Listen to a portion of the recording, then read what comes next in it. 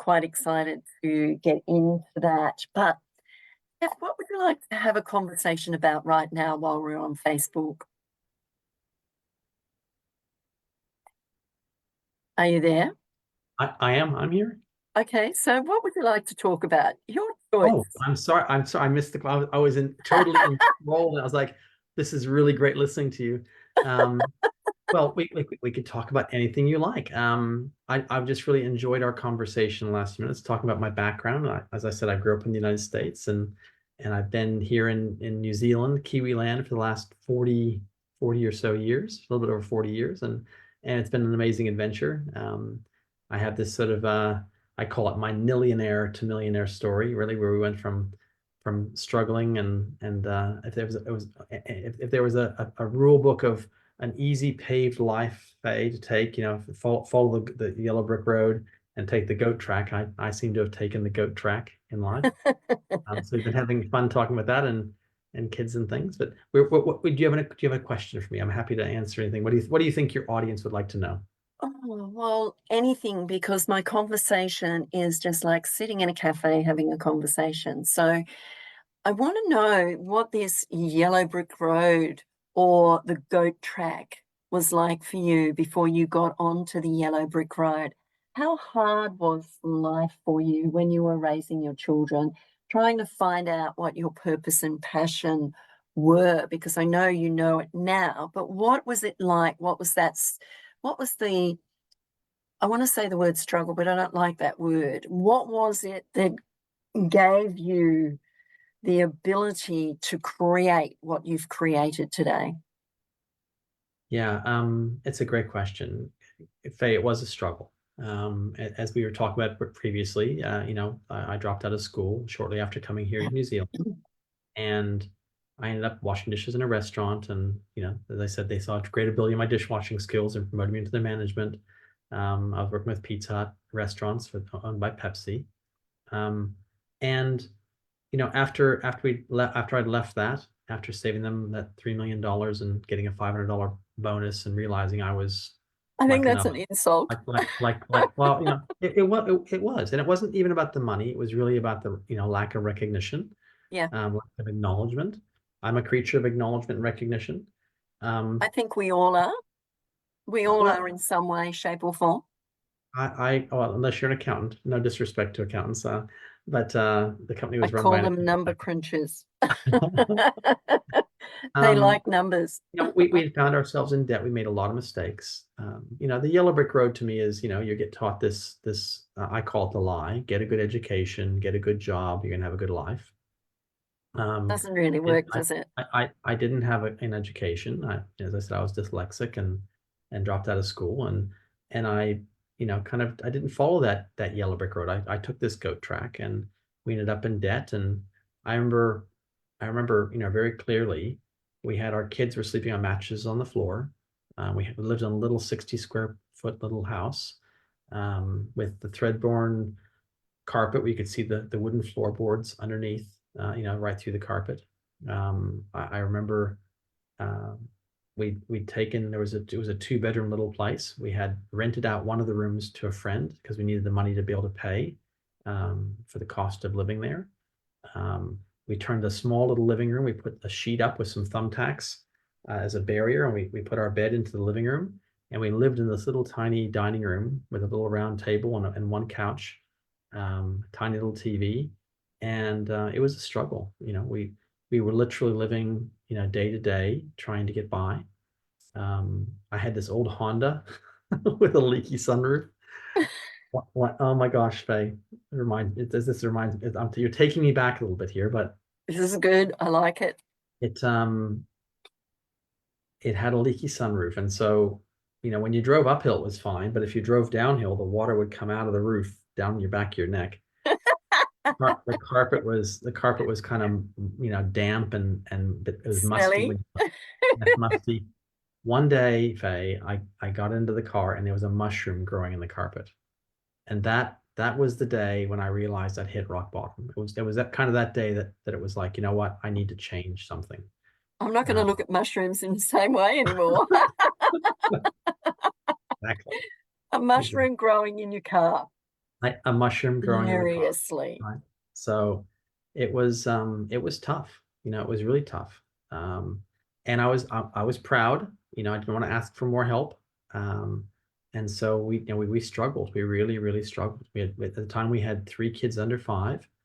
Um, as I said, banana boxes for their clothes and for their toys, and everything was secondhand. We'd look at the Lego, and there's a thing called Better Blocks, which is kind of a cheap knockoff of Lego. You'd go to a restaurant like once every few months. We could afford to go somewhere and I'm not talking about a fancy restaurant. I'm talking about like the most basic. And you'd look at the prices, to choose what you're going to eat. It was like that. And listen, a lot of people experience that today. Yeah, they Uh, do. Yep. and that was what life was like. It was just day to day. How can we, get to Thursday till we get a paycheck? Um, and it was tough. And then the decision to start my own business. You know, I had a very motivating mother-in-law who looked at me and our grandkids and said, "You better feed these kids." And so I put the hustle on. Because I knew that we couldn't keep doing what we had been doing. The old cliche of, insanity is doing the same thing over and over and expecting a different result. Um, so I knew I had to change direction. I couldn't, as a high school dropout, I was never going to provide for these little kids a life that was what I wanted to provide for them. And so, we kind of really put it all on the line and said, I've got to really go and hustle. Hustle while you're young, what they say. Mm. Um, and so it was tough. It was really tough. What was the real breaking point for you to get you to move from that situation into something better? I mean, you'd have to build on that slowly, getting better and better so that you had a better place to live for your wife and children, for yourself, more money to buy some food, and maybe have a chest of drawers and a bedroom of your own instead of the sheet with the tacks in the ceiling and things like that. You know, it's really interesting because I would say there are people out there kind of living like that right now, which is a sad situation. How did you get yourself out of that and into something better? Well, I think we were chatting a bit earlier about my father was a doctor and he passed away at 54. That sparked my interest in health and wellness, nutrition, anti-aging, this type of things. How could someone who'd saved and impacted thousands of people's lives just have one day been there and one day been gone? And so I'd spend a lot of time looking at nutrition, and this is back in the early 90s, when it wasn't really a thing, to be honest. Mm. um, and so we had a really interesting opportunity with the product line we'd come across in the US that I had used myself and had some results with. We helped to bring that product line here into Australia and New Zealand, and to be honest, I went out and I hustled. I went in my little calendar. I had a little paper diary, I remember, and I had a highlighter. Have I got one here? No. I had a little yellow highlighter, a green highlighter, and I would highlight. I want to talk about our products to someone at 10 o'clock and someone at 12 o'clock and someone at 2 o'clock, 4 o'clock. I'd have dinner with the family and someone in the evening. I was out talking to people every day, face to face, person to person, belly to belly, trying to do deals, trying to establish a business.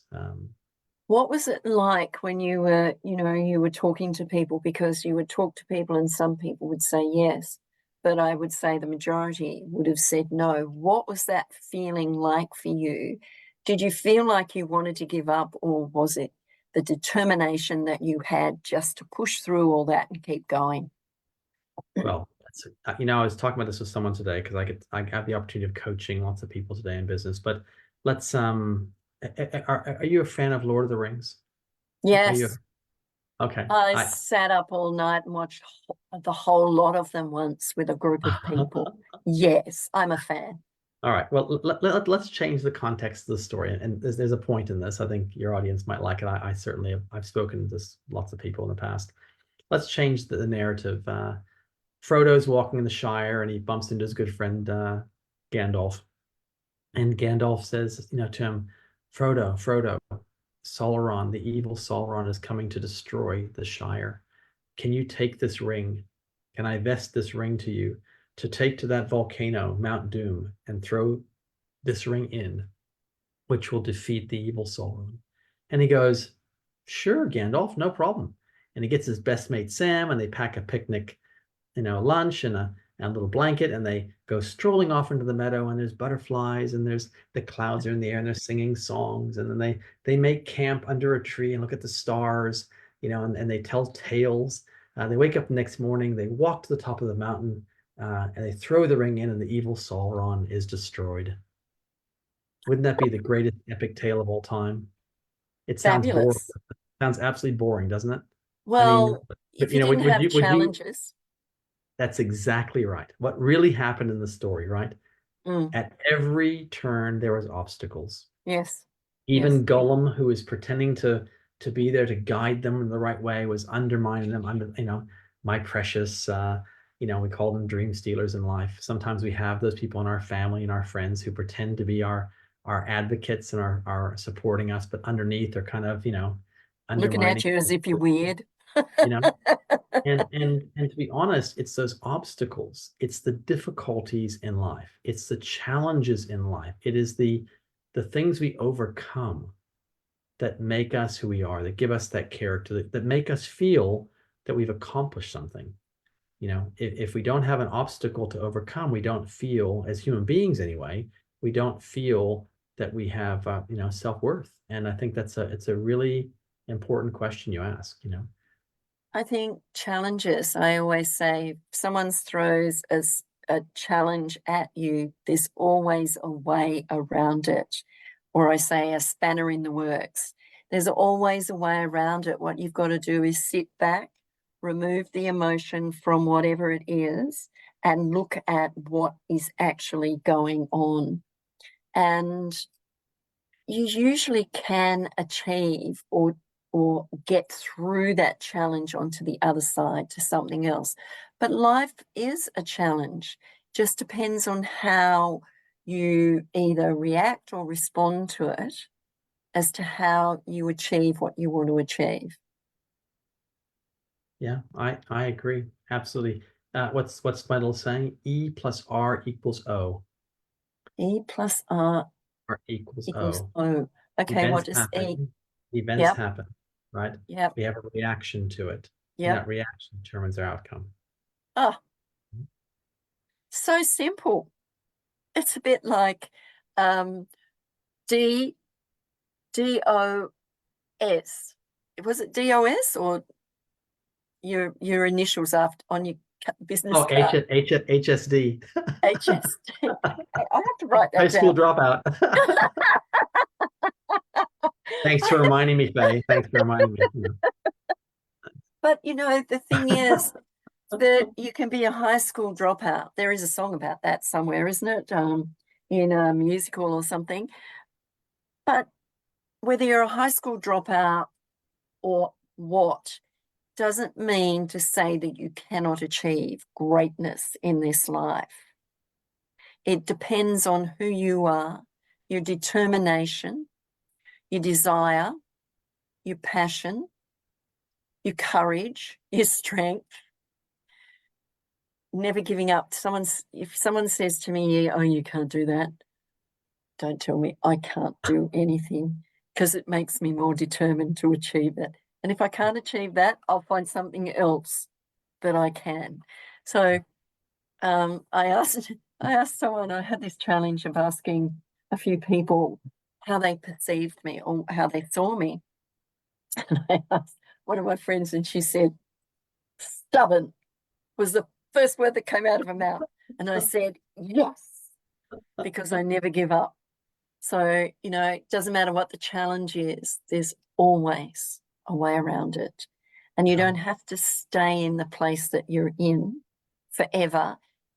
If you seek help, ask for help. It's something that I never ever did once upon a time. But asking for help, and that shows vulnerability, which is a strength, not a weakness. Yes, absolutely. it's a very difficult thing for most people to do. It was very difficult for me to ask for help, you Mm. know. And I- I agree that it takes a very, very strong person to admit that, hey, I've come across an obstacle and I need some support, you know. Absolutely. Particularly for men, I think, you know. Okay, explain that. Why is it harder for men? And yeah, I get it, but explain that.